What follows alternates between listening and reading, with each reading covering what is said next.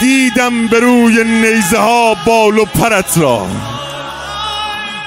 مثل همین شب و روزا بود که زینب و صدا زد.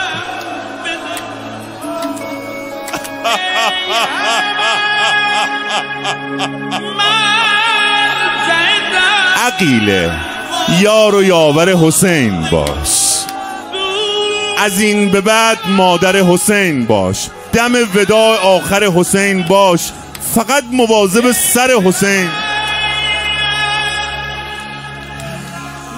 دیدم به روی نیزه ها بال و پرت را، دیدم به صحرا اربن اربا پیکرت را، دیدم به سرعت آمدند و دوره کردند، دیدن گرفتن اشقیا دور و برت را.